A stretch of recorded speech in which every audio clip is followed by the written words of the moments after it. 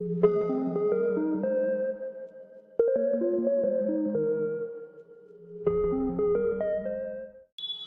everyone, this is Dr. Mamta Rathi. I welcome you all on my YouTube channel Dr. Mamta's Educational Plex. Friends, आज के video में हम लोग बात करेंगे रिकंस्ट्रक्शन ऑफ कंपनीज की। कॉरपोरेट अकाउंटिंग का बहुत ही इम्पोर्टेंट चैप्टर जहां पर हम देखेंगे रिकंस्ट्रक्शन ऑफ कंपनीज के बारे में। तो चलिए थ्योरेटिकल कंसेप्ट जो हैं रिकंस्ट्रक्शन के बारे में उसको हम देख लेते हैं। सबसे पहले हम बात करेंगे व्हाट इज़ रिकंस्ट्रक्शन की। रिकंस्ट्रक्शन एक प्रोसेस होती है कंपनी ऑर्गेनाइजेशन की, जहां पर कंपनी को हम रीऑर्गेनाइज करते हैं और उसके जो लीगल या ऑपरेशनल, ओनरशिप या फिर अदर स्ट्रक्चर होते हैं उन सभी को हम रीऑर्गेनाइज करने का काम करते हैं और हमारे जो रिवील कर देते हैं। ये जो रिकंस्ट्रक्शन होता है वो रेफर करता है हमारी कंपनी या फिर सेवरल कंपनीज के बिजनेस को ट्रांसफ़र करने के लिए एक न्यू कंपनी में। इसीलिए इसे हम इस तरह से भी जाना जाता है कि जो ओल्ड कंपनी होती है वो लिक्विडेशन में आ जाती है और जो शेयर होल्डर्स होते हैं वो एग्री कर लेते हैं इक्विवेलेंट वैल्यू के न्यू कंपनी के शेयर्स लेने के लिए। रिकंस्ट्रक्शन जो है वो रिक्वायर्ड होता है जब कभी भी कंपनी लॉस इनकर करती है मेनी ईयर्स के लिए, यानी कि बहुत सालों तक अगर कंपनी लॉस में चल रही है तो उनके लिए रिकंस्ट्रक्शन यूज किया जाता है। अब एक स्टेटमेंट ऑफ अकाउंट होता है जो कि रिफ्लेक्ट नहीं करता है ट्रू या करेक्ट जो फेयर पोजीशन होती है हमारी बिजनेस की, और जो हायर नेट वर्थ डिपिक्ट होता है रियल वन के हिसाब से। अगर दूसरी इसमें बात करना चाहें तो रिकंस्ट्रक्शन जो है उसमें इन्वॉल्व होता है winding up of existing company और ट्रांसफरिंग करते हैं उसके एसेट्स एंड लाइबिलिटी को न्यू कंपनी को और फॉर्म कर देते हैं, और पर्पज इसके पीछे होता है taking over business and undertaking of existing company. अब जो शेयर होल्डर्स होते हैं एग्जिस्टिंग कंपनी के वो शेयर होल्डर्स बन जाते हैं न्यू कंपनी के, और बिजनेस अंडरटेकिंग और शेयर होल्डर्स जो होते हैं न्यू कंपनी के वो सब्सटेंशियली सेम होते हैं ओल्ड कंपनी के ही। यानी कि हमारी कंपनी जो है वो कंपनी सेम ही रहती है, बस कंपनी के कुछ मायनों में हम रिकंस्ट्रक्ट कर देते हैं और उसे न्यू बना देते हैं। नेक्स्ट अगर हम बात करें ऑब्जेक्टिव्स ऑफ रिकंस्ट्रक्शन की, तो ये कौन से ऑब्जेक्टिव है जिसकी वजह से हमें रिकंस्ट्रक्शन करना पड़ता है। तो हमारा जो ओवर कैपिटलाइजेशन का प्रॉब्लम है उसे रिजॉल्व करने के लिए हम रिकंस्ट्रक्शन की प्रोसेस को लेते हैं। या फिर अगर हम एक्यूमुलेटेड लॉसेस हैं हमारे पास, यानी कि हमारी कंपनी कई सालों तक लॉस में रन कर रही है, तो उस प्रॉब्लम से छुटकारा पाने के लिए साथ ही साथ जो हमारे एसेट्स का ओवर वैल्यूएशन हुआ है उसे भी सॉल्व करने के लिए हम रिकंस्ट्रक्शन की प्रोसेस को अंडरटेक करते हैं। जब कभी भी हमारी कंपनी का कैपिटल स्ट्रक्चर जो है वो कॉम्प्लेक्स होता है तो उसे सिंपल करने के लिए भी रिकंस्ट्रक्शन की प्रोसेस को हम अंडरटेक कर लेते हैं। साथ ही साथ जो हमारे कंपनी के शेयर्स की फेस वैल्यू है उस फेस वैल्यू में जो कुछ भी चेंजेस रिक्वायर्ड है उन चेंजेस के लिए भी हमें रिकंस्ट्रक्शन की प्रोसेस को अंडरटेक करना ईजी हो जाता है। अब जो ऑब्जेक्टिव होता है हमारे रिकंस्ट्रक्शन का वो इसलिए होता है ताकि हम हमारे जो एक्यूमुलेटेड लॉसेस है कंपनी के या फिर हमारे जो ओवरस्टेटेड एसेट है उसे राइट डाउन करने के लिए और एक्यूमुलेटेड लॉसेस को राइट ऑफ करके सरप्लस को जनरेट करने के लिए हम हमारी रिकंस्ट्रक्शन की प्रोसेस को अंडरटेक करते हैं। रिकंस्ट्रक्शन का एक ऑब्जेक्टिव ये भी होता है कि हमारी कंपनी जब भी न्यू शेयर्स को इशू करती है तो हम हमारा जो फ्रेश कैपिटल है उसे भी रेज कर देते हैं। या फिर हमारी जो कंपनी का मेमोरेंडम ऑफ एसोसिएशन होता है, यानी कि मेमोरेंडम ऑफ एसोसिएशन की एक कंपनी का इम्पोर्टेंट डॉक्यूमेंट कहा जाता है, उसे चेंज करने के लिए यानी कि memorandum of association Al together completely change करने के लिए भी रिकंस्ट्रक्शन की प्रोसेस को अंडरटेक किया जाता है। लास्ट ऑब्जेक्टिव रिकंस्ट्रक्शन का है जहाँ पर हम बात करेंगे कि हमारी जो वर्किंग कैपिटल की नीड्स है उन वर्किंग कैपिटल की नीड के हिसाब से कैश को जनरेट करना, साथ ही साथ हमारे एसेट को रिप्लेस करना, साथ ही साथ हमारी बैलेंसिंग इक्विपमेंट्स को ऐड कर देना और हमारे प्लांट एंड मशीनरी को मॉडर्नाइज करना। इसी तरह के कई चेंजेस के लिए हम इन रिकंस्ट्रक्शन की प्रोसेस को अंडरटेक करते हैं। तो रिकंस्ट्रक्शन मेनली किया जाता है हमारे जो ह्यूज एक्यूमुलेटेड लॉसेस हैं उसे रिकवर करने के लिए, देन हमारे ओवर कैपिटलाइजेशन से छुटकारा पाने के लिए, ओवर वैल्यूएशन ऑफ एसेट्स से हमें निकालने के लिए, साथ ही साथ हमारी न्यू कंपनी को बनाने के लिए और साथ ही साथ साथ ही साथ हमारी कंपनी का मेमोरेंडम ऑफ एसोसिएशन को ऑल टुगेदर चेंज करने के लिए, और हमारी अगर वर्किंग कैपिटल की कोई नीड है तो उसके लिए कैश जनरेट करने के लिए। तो ऐसे कई सारे कामों के लिए रिकंस्ट्रक्शन की हमें ज़रूरत होती है और रिकंस्ट्रक्शन की प्रोसेस को हम अंडरटेक कर लेते हैं। अब नेक्स्ट हम देखते हैं कि ये रिकंस्ट्रक्शन के टाइप्स क्या होते हैं। कंपनी किसी भी दो तरह के रिकंस्ट्रक्शन को अंडरटेक कर सकती हैं। फर्स्ट है एक्सटर्नल रिकंस्ट्रक्शन एंड सेकंड है इंटरनल रिकंस्ट्रक्शन। तो रिकंस्ट्रक्शन के जो है वो दो टाइप्स होते हैं, external reconstruction and internal reconstruction. अब एक्सटर्नल रिकंस्ट्रक्शन के बारे में अगर हम बात करें तो जब भी कंपनी किसी लॉसेस के साथ सफ़र कर रही है पास्ट सेवरल ईयर्स में और फिनेंशियल क्राइसिस को फेस कर रही है, तो कंपनी उसके बिजनेस को सेल कर सकती है और न्यूली फॉर्म्ड कंपनी ला सकती है।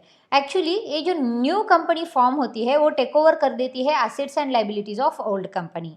अब ये जो प्रोसेस है उसे कहते हैं external reconstruction. External reconstruction refer करता है सेलिंग ऑफ बिजनेस, जो कि हमारी एग्जिस्टिंग कंपनी है उसकी बिजनेस को सेल कर देना और अनदर कंपनी को फॉर्म कर देना उसी पर्पज़ के साथ। तो एक्सटर्नल रिकंस्ट्रक्शन में एक कंपनी जो है वो लिक्विडेशन में चली जाती है और अनदर कंपनी जो है वो फॉर्म की जाती है। अब लिक्विडेटेड कंपनी जो है उसे कहा जाता है वेंडर कंपनी और जो न्यू कंपनी है उसे कहा जाता है परचेसिंग कंपनी। शेयर होल्डर्स जो होते हैं वेंडर कंपनी के, वो परचेसिंग कंपनी के शेयर होल्डर बन जाते हैं। अब इंटरनल रिकंस्ट्रक्शन की अगर हम बात करें तो इंटरनल रिकंस्ट्रक्शन जो है वो इंटरनल रीऑर्गेनाइजेशन या फिर हमारी फिनेंशियल स्ट्रक्चर जो होता है कंपनी का उसके रीऑर्गेनाइजेशन के बारे में होता है।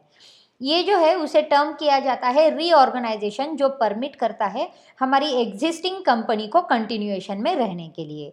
जनरली शेयर कैपिटल जो होता है वो रिड्यूस हो जाता है या फिर राइट ऑफ कर दिया जाता है पास्ट एक्यूमुलेटेड लॉसेस की वजह से कंपनी के, तो इसे कहा जाता है इंटरनल रिकंस्ट्रक्शन। अब इंटरनल रिकंस्ट्रक्शन कंपनी के थ्रू किया जाता है दो तरह से। जब भी हमारे पास एसेट्स का ओवर वैल्यूएशन हो गया हो और लाइबिलिटीज़ अंडर वैल्यूएशन हो गई हो तो उस समय में हम इंटरनल रिकंस्ट्रक्शन करते हैं।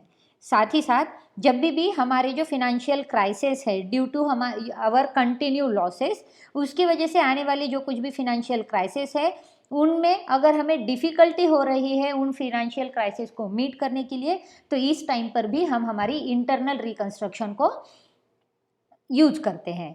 तो इंटरनल रिकंस्ट्रक्शन के मेजर कंडीशंस हैं जहाँ पर हम उसे यूज़ करते हैं। फर्स्ट कि जब भी हमारे एसेट ओवर वैल्यू हो गए हैं और लाइबिलिटीज़ अंडर वैल्यू हो गई है, और सेकेंडली जब भी हमारी फिनेंशियल क्राइसिस जो कि कंटिन्यूस लॉसेस की वजह से आए हैं उन्हें मीट करने में हमें डिफ़िकल्टी हो रही हो, तो इन समय पर हम हमारी इंटरनल रिकंस्ट्रक्शन को यूज़ करते हैं।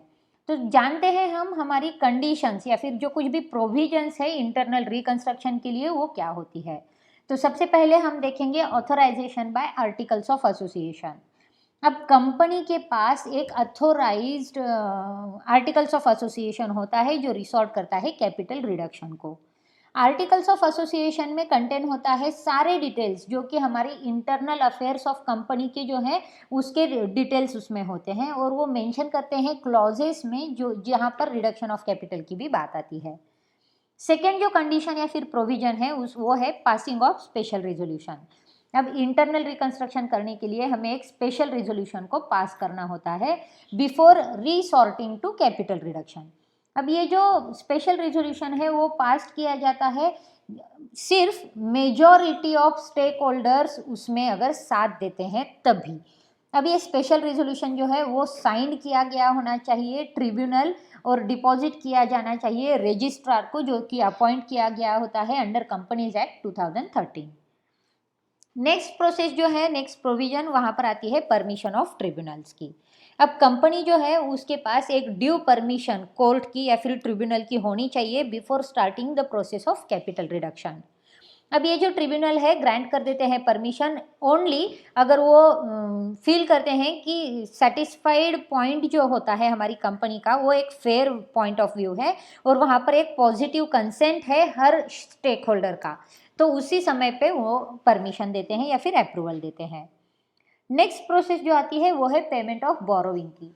तो सेक्शन 66 के अकॉर्डिंग, कंपनीज एक्ट 2013 के सेक्शन 66 के अकॉर्डिंग कंपनी को उसकी जो अमाउंट्स है उन सभी अमाउंट्स को रीपे करना होता है और उसे डिपॉजिट भी करना होता है। और अल्सो जो कुछ भी इंटरेस्ट ड्यू होता है उसके ऊपर कैपिटल रिडक्शन में जाने से पहले उसे भी उनको क्लियर कर देना होता है। नेक्स्ट प्रोविजन या फिर कंडीशन जो है वहाँ पर होता है कंसेंट ऑफ क्रेडिटार्स। अब हमारे जो क्रेडिटार्स होते हैं कंपनी के, उनकी एक रिटर्न कंसेंट जो है वो रिक्वायर्ड होती है while going for capital reduction. Internal reconstruction का मतलब ही है कैपिटल रिडक्शन। तो कोर्ट जो है वो रिक्वायर करती है कंपनी को कि सिक्योर करे हमारी डिसेंडिंग क्रेडिटार्स की इंटरेस्ट को।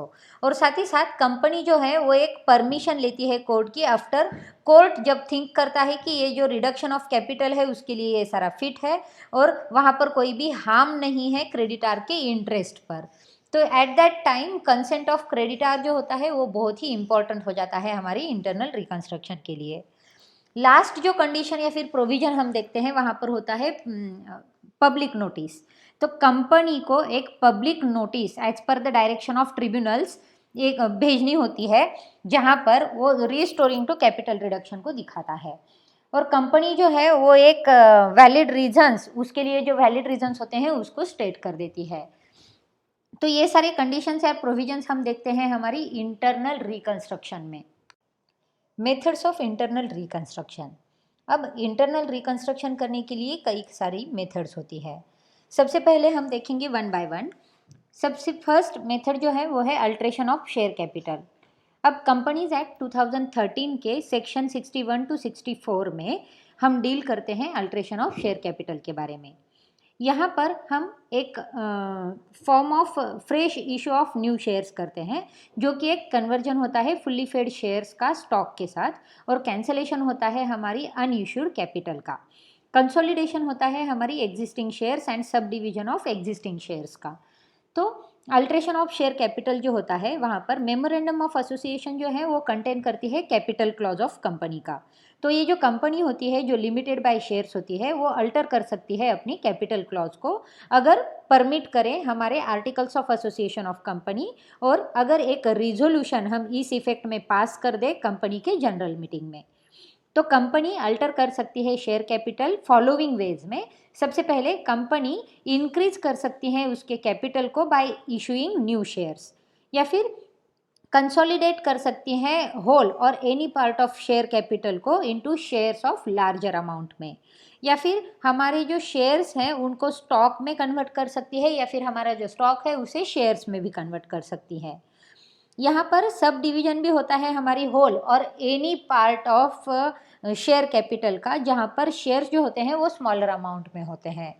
साथ ही साथ ये जो कुछ भी शेयर्स होते हैं उन्हें कैंसिल भी कर देती है, जहाँ पर हम जो हमारी कैपिटल होता है रिडक्शन ऑफ कैपिटल का अकॉर्डिंगली उसके अंदर टेकअप नहीं करते। तो ये जो सारी डिस्कशन है उसमें हम कुछ जर्नल एंट्रीज भी देखते हैं, जहाँ पर हम देखते हैं कि चेंज इन कैपिटल जो होता है वेरियस फॉर्म में वो किस तरह से होता है, यानी कि हम हमारी कंपनी के शेयर कैपिटल को किस तरह से अल्टर कर सकते हैं। इंटरनल रिकंस्ट्रक्शन के जर्नल एंट्रीज का फॉर्मेट भी हम देख सकते हैं। सो अल्ट्रेशन जो होता है हमारी शेयर कैपिटल का, उस अल्ट्रेशन में कंपनी जो है वो शेयर कैपिटल को इंक्रीज कर सकती है बाय इशूइंग न्यू शेयर्स। साथ ही साथ कंसोलिडेट कर सकती है हमारी होल या any part of share capital को लार्जर शेयर की अमाउंट में, और हमारे शेयर को स्टॉक में कन्वर्ट कर सकती है, या फिर हमारी स्टॉक को शेयर में कन्वर्ट कर सकती है। साथ ही साथ सब डिवाइड या फिर होल पार्ट या फिर होल या फिर एनी पार्ट जो होता है शेयर कैपिटल का, उसको शेयर के स्मॉलर अमाउंट में भी उसको कन्वर्ट कर सकते हैं। और ये कैंसिल भी कर सकते हैं उन शेयर्स को जो कि हमारी टेकन अप नहीं किए जाते रिडक्शन के लिए हमारी कैपिटल में अकॉर्डिंगली। तो इन सारी चीज़ों की जो जर्नल एंट्रीज होती है उन जर्नल एंट्रीज पर एक बार हम नज़र देते हैं। तो सबसे पहले हम देखेंगे जर्नल एंट्रीज, यानी कि फॉर्मेट ऑफ जर्नल एंट्रीज, जहाँ पर हम मेथड ऑफ इंटरनल रिकंस्ट्रक्शन, जहाँ की अल्ट्रेशन ऑफ शेयर कैपिटल किस तरह से होता है उसे हम देखेंगे।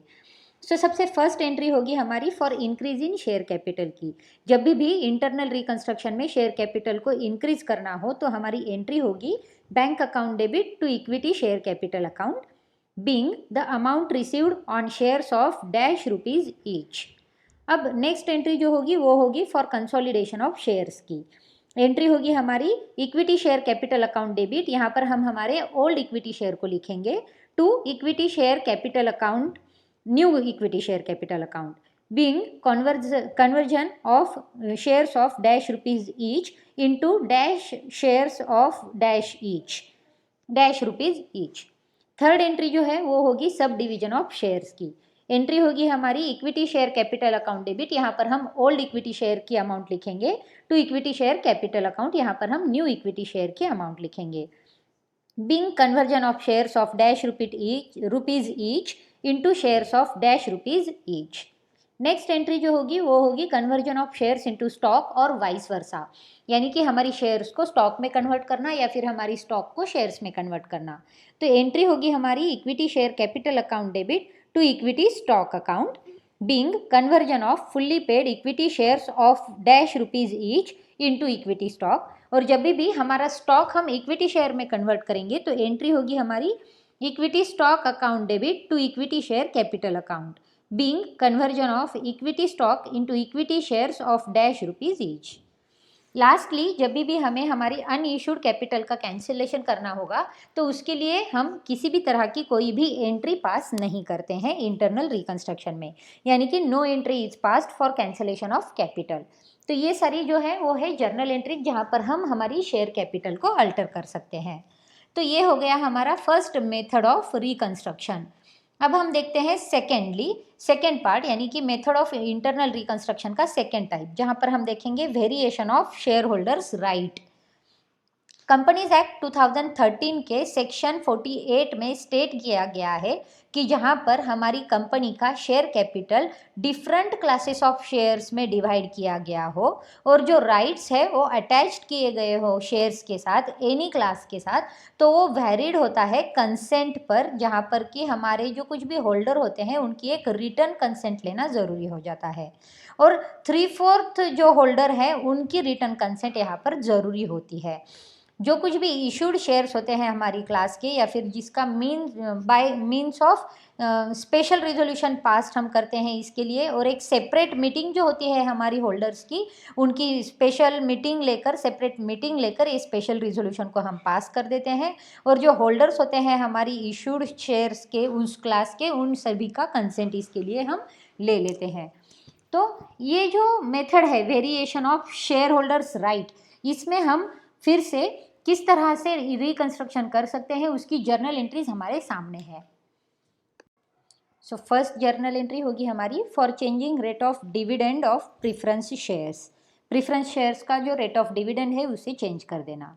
सो old percentage of cumulative preference share capital account debit to new percentage of cumulative preference share capital account, being rate of dividend on preference shares change. तो फर्स्ट एंट्री हमारी इस तरह से होगी। सेकेंड एंट्री होगी for converting cumulative preference shares into non cumulative preference shares without changing the amount of share preference share capital. तो हमारे जो क्यूमुलेटिव प्रेफरेंस शेयर्स हैं उसे हम नॉन क्यूमुलेटिव प्रेफरेंस शेयर्स में कन्वर्ट करेंगे और जो अमाउंट होगी उस अमाउंट को हम चेंज नहीं करेंगे। तो एंट्री होगी हमारी cumulative preference share capital account debit to non cumulative preference share capital account, being cumulative preference shares converted into non cumulative preference shares। तो ये हो गई हमारी सेकेंड मेथड जहाँ पर हम variation of share holders right को देखते हैं। अब हम आगे बढ़ते हैं हमारी इंटरनल रिकंस्ट्रक्शन की थर्ड मेथड के साथ। ये जो थर्ड मेथड है उसे कहा जाता है reduction of share capital. Companies act 2013 के सेक्शन 66 में हमारे पास कन्फर्मेशन जो होता है ट्रिब्यूनल के थ्रू आया हुआ, वो प्रोवाइड करता है हमारी कंपनी के एप्लीकेशन के ऊपर। तो जो कंपनी लिमिटेड बाय शेयर्स होती है या फिर कंपनी लिमिटेड बाय गारंटी होती है, जिनके पास शेयर कैपिटल होता है, वो एक स्पेशल रिजोल्यूशन के साथ अपनी शेयर कैपिटल को रिड्यूस कर सकती है इन फॉलोइंग मैनर। तो फॉलोइंग जो मैनर है वहाँ पर हम देखते हैं कि सबसे पहले एक्सटिंग्विश करना या फिर रिड्यूस करना हमारी लाइबिलिटी को on any of its shares in respect of share capital not paid up, या फिर आइदर विथ और विदाउट एक्सटिंग्विशिंग और reducing liability on any of its shares. तो सबसे पहले हमें क्या करना होगा, तो हमें कैंसिल कर देना होगा जो कोई भी पेड अप शेयर कैपिटल है हमारे पास जो कि लॉस्ट हुआ है या फिर अनरिप्रेजेंट किया जाता है अवेलेबल एसेट के साथ, या फिर हमें पे ऑफ करना होता है हमारी पेड अप शेयर कैपिटल को जो कि इन एक्सेस ऑफ वांट्स होता है कंपनी के, यानी कि कंपनी के पास इन एक्सेस होता है। तो generally reduction in share capital जो है वो फॉलोड करता है कंपनी को जब कंपनी सफ़र करती है कंटिन्यूअस लॉसेस में लॉन्ग पीरियड में। तो ये एक ट्रूली रिप्रेजेंटेड होता है एसेट के साथ, और ऐसे केस में कोई भी स्कीम जैसे कि कैपिटल रिडक्शन की वो राइट ऑफ कर देती है हमारे कैपिटल के पोर्शन को जो कि ऑलरेडी लॉस्ट हुआ होता है, यानी कि जो ऑलरेडी हमारी कंटिन्यूअस लॉसेस की वजह से रिजल्ट में उसका रिजल्ट आया हुआ होता है। तो कंपनी जो है वो रिड्यूस कर सकती है उसकी शेयर कैपिटल को अगर फॉलोइंग कंडीशंस जो दी गई है उसे हम सेटिस्फाई कर ले। तो कंडीशंस क्या क्या है? फर्स्ट ऑफ ऑल, कंपनी के पास authorised by its articles to do so, यानी कि कंपनी ये करने के लिए उसके आर्टिकल के थ्रू अथोराइज्ड होनी चाहिए। स्पेशल रिजोल्यूशन जो है वो उनकी एक जनरल मीटिंग में पास होना ज़रूरी होता है, और अगर कोर्ट का ऑर्डर हो तो confirming reduction of share capital जो है वो उसे भी हम ऑब्टेन कर सकते हैं। अब एक नोट हमें यहाँ पर ध्यान में लेनी होगी कि जो कुछ केसेस हैं जहाँ पर procedure of reduction of capital जो है वो हम नहीं कर सकते। तो ये केसेस कौन से हैं? तो फर्स्ट, यहाँ पर रिडीमेबल प्रीफरेंस शेयर्स जो हैं उसे हम रिडीम कर देते हैं in accordance with provision of section 80। Second case है जहाँ पर कोई भी शेयर्स है उसे हम फॉरफिट कर दें नॉन पेमेंट ऑफ कॉल्स के लिए। देन जब भी हमारे पास कोई भी सरेंडर होगा शेयर्स का या फिर कोई भी गिफ्ट दिया होगा कंपनी ने उसके शेयर्स के रूप में, तो वहाँ पर भी हम इंटरनल रिकंस्ट्रक्शन नहीं कर सकते या फिर कैपिटल को रिडक्शन नहीं कर सकते। नॉमिनल शेयर कैपिटल जो है कंपनी का उसे अगर हम रिड्यूस कर दे कैंसलिंग ऑफ एनी शेयर्स जहाँ पर हमारी जो एग्रीड या फिर टेकन बाय एनी पर्सन की कंसेंट नहीं हो, तो यहाँ पर भी हम कैपिटल रिडक्शन नहीं कर सकते। तो ये सारे केसेस हैं जहाँ पर हम कैपिटल रिडक्शन को नहीं कर सकते। तो ये जो मेथड है इंटरनल रिकंस्ट्रक्शन की रिडक्शन ऑफ शेयर कैपिटल की, इसकी जर्नल एंट्रीज की फॉर्मेट को हम देख लेते हैं। तो जर्नल एंट्रीज जो है वो इस तरह से होगी। फर्स्ट एंट्री होगी हमारी when share capital reduced without changing the face value of shares, share capital account debit to capital reduction और capital reconstruction account. Second entry होगी if face value of shares is also changed on reduction of capital, a new category of share capital is created, then at that time entry होगी हमारी share capital account debit, यहाँ पर हमें old share capital लिखना है, to share capital account new share capital यहाँ पर लिखना होगा, टू कैपिटल रिडक्शन अकाउंट जो कुछ भी डिफरेंस अमाउंट है उस डिफरेंस अमाउंट को यहाँ पर हमें लिखना होगा। थर्ड जो एंट्री होगी हमारी वो होगी जब डिबेंचर होल्डर्स और क्रेडिटर्स रेडी होंगे उनके क्लेम को कंपनी के अगेंस्ट रिड्यूस करने के लिए, तो एंट्री होगी हमारी debentures account debit creditors account debit to capital reduction account. Fourth entry होगी in case of appreciation in the value of asset, asset की वैल्यू में जब एप्रिसिएशन होगा तो एंट्री होगी हमारी asset account debit to capital reduction account. Next entry जो है वो होगी जब कोई भी कॉन्टिंजेंट लाइबिलिटी हमारी मैच्योर हो जाती है और पेड करनी होती है इमीडिएटली, तो एट दैट टाइम एंट्री होगी हमारी capital reduction account debit to liability payable account, liability payable account debit to cash और बैंक और शेयर कैपिटल अकाउंट, यानी कि लाइबिलिटी पेएबल अकाउंट जो है वो डेबिट भी होता है और क्रेडिट भी होता है तो क्लोज हो जाएगा, तो एंट्री होगी हमारी capital reduction account debit to cash और बैंक और share capital account. Next entry जो होगी हमारी वो है जहाँ पर हम कैपिटल रिडक्शन की अमाउंट को यूटिलाइज कर देते हैं हमारी एक्यूमुलेटेड लॉसेस को राइट ऑफ करने के लिए, तो एंट्री बनती है हमारी capital reduction account debit to profit and loss account, to preliminary expenses account, to discount on shares और debentures account, to goodwill account, to trade assets account, to patents और copyrights account, to assets account, यानी कि जहाँ पर भी हमें losses हो रहे हैं उन सारे हेड्स को हम यहाँ पर राइट ऑफ कर देते हैं और हमारी कैपिटल रिडक्शन में जो अमाउंट है उस अमाउंट को हम यूटिलाइज कर देते हैं। लास्ट एंट्री जो होगी जहाँ पर हम जो कुछ भी कैपिटल रिडक्शन अकाउंट में बैलेंस बचा है उस बैलेंस को ट्रांसफ़र कर देते हैं हमारी कैपिटल रिजर्व अकाउंट को। तो एंट्री होगी हमारी capital reduction account debit to capital reserve account. तो ये सारी है जर्नल एंट्रीज हमारी कैपिटल रिडक्शन के लिए, यानी कि जो हमारी इंटरनल रिकंस्ट्रक्शन की मेथड है जहाँ पर हम कैपिटल को रिड्यूस करते हैं, उस टाइम पर हमें ये सारी एंट्रीज को यूज़ करना होता है। अब हम देखते हैं next type of internal reconstruction, जो कि है कॉम्प्रोमाइज़ और अरेंजमेंट का। तो ये जो scheme of compromise and arrangement होती है, ये एक एग्रीमेंट होता है कंपनी और उसके मेंबर्स में, और उनकी जो आउटसाइड लाइबिलिटीज़ है जब कंपनी फेस करती है कोई भी फिनेंशियल प्रॉब्लम उस टाइम पर। तो ये जो एग्रीमेंट है उसमें इन्वॉल्व होता है शेयर होल्डर्स सैक्रिफाइस करने को और क्रेडिटर्स और डिबेंचर होल्डर्स को बाय ऑल। तो इसके लिए जो जर्नल एंट्रीज हम यूज़ करते हैं वो इस तरह से, जब शेयर होल्डर्स गिव अप कर देते हैं उनके क्लेम को उनके रिजर्व या फिर एक्यूमुलेटेड प्रॉफिट में, तो उसकी एंट्री जो होगी वो होती है reserve account debit to reconstruction account.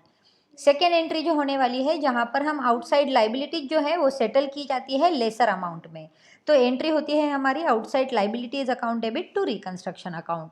तो ये है हमारा fourth method of internal reconstruction. अब हम देखते हैं last method of reconstruction, internal reconstruction, जहाँ पर हम देखेंगे सरेंडर ऑफ शेयर्स को, यानी कि लास्ट जो हमारी मेथड है वो है सरेंडर ऑफ शेयर्स की।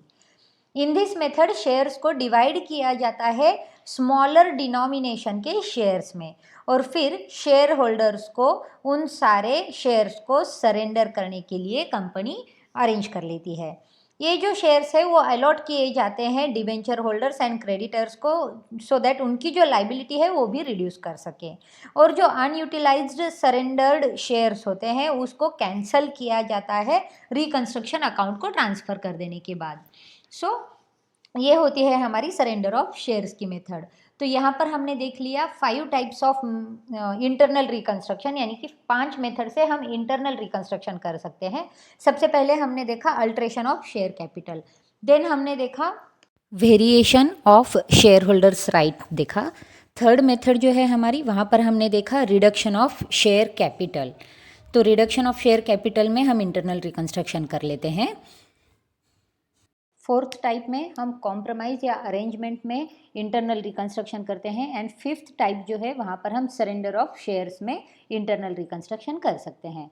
तो इंटरनल रिकंस्ट्रक्शन के 5 अलग अलग मेथड और उन पांचों मेथड की जर्नल एंट्रीज को हमने यहाँ पर देख लिया है। अब हम आगे बढ़ते हैं जहाँ पर हम देखेंगे इंटरनल रिकंस्ट्रक्शन और एक्सटर्नल रिकंस्ट्रक्शन में क्या फ़र्क है, difference between internal and external reconstruction. तो फर्स्ट बेसिस ऑफ डिस्टिंक्शन है मीनिंग में। इंटरनल रिकंस्ट्रक्शन रेफर करता है हमारी मेथड ऑफ कॉरपोरेट रीस्ट्रक्चरिंग को, जहां पर एग्जिस्टिंग कंपनी लिक्विडेशन में नहीं जाती है नई कंपनी को फॉर्म करने के लिए, जबकि एक्सटर्नल रिकंस्ट्रक्शन एक ऐसा फॉर्म है जहां पर जो एग्जिस्टिंग कंपनी है रिकंस्ट्रक्शन के प्रोसेस के अंदर वो लिक्विडेशन में चली जाती है और टेक ओवर कर देती है दूसरी कंपनी एग्जिस्टिंग कंपनी का बिजनेस। अब जो न्यू कंपनी होती है, इंटरनल कंस्ट्रक्शन में कोई भी न्यू कंपनी फॉर्म नहीं होती है, जो ओरिजिनल कंपनी थी उसी को हम कंटिन्यू करते हैं, जबकि एक्सटर्नल रिकंस्ट्रक्शन में ओल्ड कंपनी लिक्विडेशन में जाती है और न्यू कंपनी फॉर्म की जाती है। थर्ड जो पॉइंट ऑफ डिस्टिंक्शन है वो है कैपिटल रिडक्शन। कैपिटल जो है वो रिड्यूस किया जाता है इंटरनल रिकंस्ट्रक्शन में, और एक्सटर्नल लाइबिलिटी होल्डर्स जो हैं वो उनके क्लेम को वेव कर देते हैं, जबकि एक्सटर्नल रिकंस्ट्रक्शन में किसी भी तरह का रिडक्शन इन कैपिटल नहीं होता। अब जो ट्रांसफ़र होते हैं एसेट्स एंड लाइबिलिटीज़ के, उसके बेसिस पर डिस्टिंक्शन होता है। इंटरनल रिकंस्ट्रक्शन में कोई भी ट्रांसफ़र टेक प्लेस नहीं होता, जबकि एक्सटर्नल रिकंस्ट्रक्शन में जो कुछ भी एसेट्स एंड लाइबिलिटीज़ होती है एग्जिस्टिंग कंपनी की, उसे ट्रांसफ़र कर दिया जाता है न्यू कंपनी को। एप्लीकेशन के बारे में अगर हम बात करें तो इंटरनल रिकंस्ट्रक्शन इंश्योर करता है इनर रीअरेंजमेंट को, फिनेंशियल स्ट्रक्चर जो होता है कंपनी का उसके इनर रिकंस्ट्रक्शन को, रीअरेंजमेंट को करते हैं इंटरनल रिकंस्ट्रक्शन में, जबकि एक्सटर्नल रिकंस्ट्रक्शन में न्यू कंपनी फॉर्म की जाती है और वहाँ पर सारे चेंजेस होते हैं। अब अप्रूवल जो ट्रिब्यूनल का होता है वो इंटरनल रिकंस्ट्रक्शन में रिक्वायर्ड होता है और एक्सटर्नल रिकंस्ट्रक्शन में रिक्वायर्ड नहीं होता। देन लिक्विडेशन जो है वो लिक्विडेशन इंटरनल रिकंस्ट्रक्शन में नहीं किया जाता, जबकि एक्सटर्नल रिकंस्ट्रक्शन में लिक्विडेशन ज़रूरी होता है। लॉसेस अगेंस्ट प्रॉफिट जो होते हैं, तो पास्ट लॉसेस जो होते हैं वो फ्यूचर प्रॉफिट के अगेंस्ट सेट ऑफ किए जाते हैं इंटरनल रिकंस्ट्रक्शन में। और एक्सटर्नल रिकंस्ट्रक्शन में इस तरह का कुछ भी काम नहीं होता, क्योंकि न्यू कंपनी हमारी जो है वो फॉर्म कर दी जाती है। तो ये हैं कुछ पॉइंट्स जहाँ पर हमें इंटरनल और एक्सटर्नल रिकंस्ट्रक्शन में जो कुछ भी डिफरेंस है उस डिफरेंस को हम पहचान सकते हैं, जान सकते हैं। तो इंटरनल एक्सटर्नल रिकंस्ट्रक्शन की सारी जानकारी हमने ले ली है। कंक्लूडिंग पार्ट पे हम आते हैं। कंपनी जो कि रीस्ट्रक्चरिंग की प्रोसेस में जा रही है, तो वो एक ऐसी प्रोसेस होती है जहाँ पर कंपनी चेंज करती है उसकी ऑर्गेनाइजेशन के स्ट्रक्चर को एंड प्रोसेस करती है उसके बिजनेस को। देयरफॉर ये जो प्रोसेस होता है इंटरनल रिकंस्ट्रक्शन का, वहाँ पर सिर्फ जो राइट होते हैं शेयर होल्डर्स के या फिर क्रेडिटर्स के, उसे चेंज कर दिया जाता है with certain reduction of capital. और जो राइट्स एंड क्लेम्स होते हैं डिबेंचर होल्डर्स के, उसे केप्ट किया जाता है outside the purview of procedure of internal reconstruction. Process of external reconstruction जो होती है वो गवर्न की गई होती है process of amalgamation in the nature of merger under companies act 2013। अब ये जो प्रोसेस होती है एक्सटर्नल रिकंस्ट्रक्शन की, वहाँ पर एक न्यू कंपनी जो है उसे फॉर्म कर दिया जाता है और वो टेक ओवर कर देती है लिक्विडेटेड कंपनी को और न्यू कंपनी को फॉर्म कर देती है। और फ्रेश शेयर कैपिटल जो होता है without reduction in share capital, यानी कि शेयर कैपिटल में किसी भी तरह का रिडक्शन ना करते हुए फ्रेश शेयर कैपिटल जो है उसे हम इशू कर देते हैं। तो ये है हमारे इंटरनल एंड एक्सटर्नल रिकंस्ट्रक्शन के थ्योरेटिकल कंसेप्ट्स, बेसिक पॉइंट्स। तो इन सभी चीज़ों को मैंने आपके सामने रख दिया है। ये सारा थ्योरेटिकल पार्ट जब भी हम देखेंगे तो हमें ईजी हो जाएगा हमारे रिकंस्ट्रक्शन के प्रॉब्लम्स को सॉल्व करने के लिए। सो फ्रेंड्स, मैं उम्मीद करती हूँ कि रिकंस्ट्रक्शन क्या होता है, उसके पीछे क्या ऑब्जेक्टिव है, उसके टाइप्स क्या है, उसके मेथड्स क्या क्या है, उसकी जर्नल एंट्रीज के फॉर्मेट क्या है, इन सभी चीज़ों को रिकंस्ट्रक्शन के तौर पर मैंने आपके सामने रख दिया है। अगर आपको मेरा वीडियो अच्छा लगता है तो आप कमेंट बॉक्स में अपने कमेंट छोड़ना ना भूलें। आपने अभी भी मेरी चैनल को सब्सक्राइब नहीं किया है तो मेरी चैनल को सब्सक्राइब ज़रूर करें। फ्रेंड्स, रिकंस्ट्रक्शन ऑफ कंपनीज़ के सॉल्व प्रॉब्लम के साथ हम लोग बहुत जल्द मिलेंगे। तब तक के लिए देखते रहिए, शेयर करते रहिए। Thank you.